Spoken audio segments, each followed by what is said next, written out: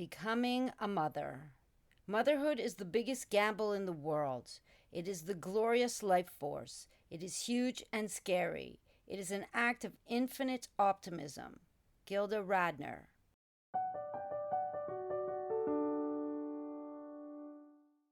(1999).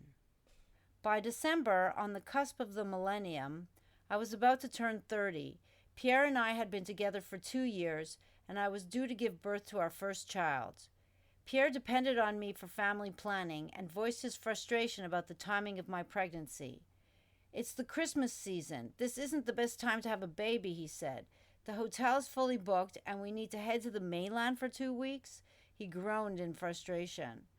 "I didn't know I was going to get pregnant on the first try," I answered him.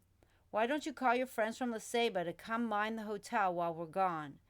As the due date loomed, nightmares haunted my sleep, and I envisioned a birth in an airport en route to the mainland hospital. 10 days before the due date, we embarked on a trip to San Pedro Sula, an industrial city lacking allure except for a reputable private hospital where I felt safest to give birth in Honduras. We spent our time shopping for the hotel and eating. I gained 10 pounds that week, and I felt very uncomfortable in my body. My hips and shoulders hurt. I felt nauseated lying on my back, and I slept sitting up. I stayed up late, supported by extra pillows, watching erotic movies in the hotel room and ordering room service from the hotel restaurants. A week away from the due date, I had an appointment with the doctor. He told me that the baby hadn't dropped into position. This usually means that the baby isn't ready to be born. Without my consent, he applied a cream to dilate the cervix, casually mentioning it to me as I left his office, and instructing me to notify him if contractions began. I looked at him in surprise. Why did I choose this doctor for my delivery? I started second-guessing my decision to trust my friend's recommendation. Shortly after, while out shopping, waves of cramps and nausea overwhelmed me. As the reality of the approaching childbirth became more pressing, Pierre's ongoing reluctance to prepare for it became harder to ignore. He had continually put off reading the childbirth guide I gave him. "Later, my love. I'll get to it later," he reassured me. "But when is later? It might be too late by then," I responded. We spent most of the day shopping and returned to the hotel to meet Pierre's friend who was visiting the city. They called from the reception to let us know that he was waiting for Pierre in the lobby. Pierre headed down for a drink, leaving me alone in the room. Not long after Pierre went down to see his friend, the contractions grew more intense.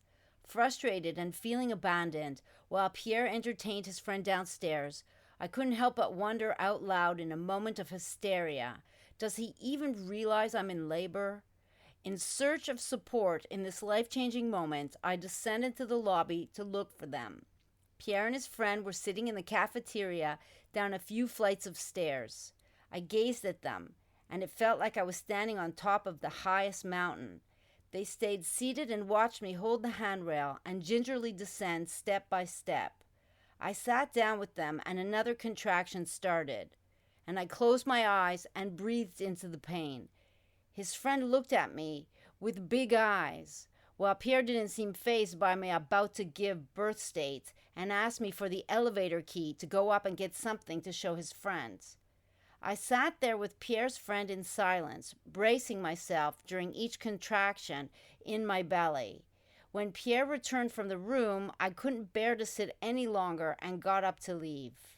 "I'll be there soon," Pierre murmured. They watched as I slowly ascended the stairs one by one. When I got to the elevator, I realized that Pierre hadn't returned the elevator key. Why did he ask me for my car key when he has his own? I wondered. Frustration surged through my body with each contraction. Without a phone to call him, I turned back and headed toward the mountain of stairs. I don't need their help, I thought, taking each step one at a time as they watched me again. "Give me the key," I demanded sharply with an outstretched hand. "Ah, yes, excuse me, my love," Pierre replied, offering a sheepish smile as he returned the key. I turned to leave as Pierre's concern finally surfaced. "Wait, I should help you back up the stairs. I felt bad the last time watching you go up by yourself." He apologized and offered me his hands. I glared at him while his friend watched with an uncomfortable look in his eyes. "So now you're feeling bad?" I said in a snarky voice. Heh heh. Pierre chuckled nervously and guided me back up the stairs to the elevator. 10 minutes later, Pierre came back to the room. Only a couple of hours later, at 11 that night, my water broke and we headed to the hospital. Once I was settled in my room, the doctor met us there. He said my cervix was only 1 centimeter dilated, and I knew from the book that it had to be 10 centimeters dilated to give birth.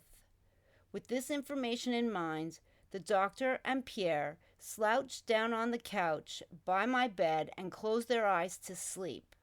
I guess they figured it was going to be a long night and they needed their rest.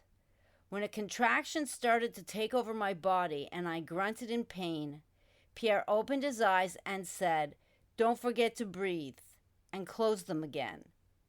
Really? That's all he's going to do? I was feeling belligerent. A battle ensued between my doctor and me. The doctor wanted me to lie on my back, but I was in too much pain to stay on my back, and I flipped onto my knees in a dog position. Later, I discovered that the doctor had discreetly covered his hand and signaled to Pierre the number of centimeters my cervix had opened. Considering the doctor's background as a Palestinian refugee residing in Honduras, I couldn't help but ponder if it was a cultural norm not to disclose such information directly to the woman in labor. Pierre, unfamiliar with the gesture and never having read the book, remained unaware of the significance hidden behind the doctor's other hand. At 10 centimeters dilated, just 2 hours later, the baby was ready, but I had no clue. They wheeled me into a different room where the tension mounted, but I stood firm, clinging defiantly to the IV pole. "No way, I won't lie on that wooden plank," I repeated, my voice thick with exhaustion yet filled with resistance. Pierre, the nurses, and the doctor watched in frustration, their urgency growing as I refused to move, unaware that the baby was about to arrive. Pierre's patience finally breaking, glared at me with fury. "If you don't get on that bed, they're going to cut you open to take the baby out," he shouted, his words sharp. I didn't want a cesarean, but in that moment I didn't care. I felt detached from everything.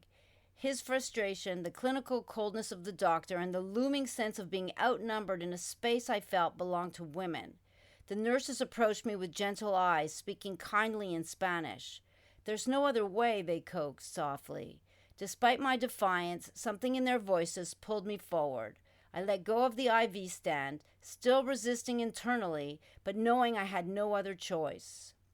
With measured steps, I climbed onto the bed by myself. Not in surrender, but with a quiet, stubborn acceptance. I lay back on the hard surface, still feeling defiance.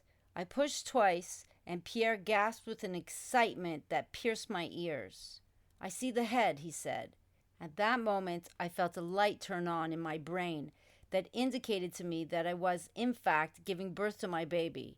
I pushed 3 more times, and just like that, in a turbulent whirlwind, between a Jewish woman, a Palestinian doctor, and a Frenchman, my firstborn entered the world.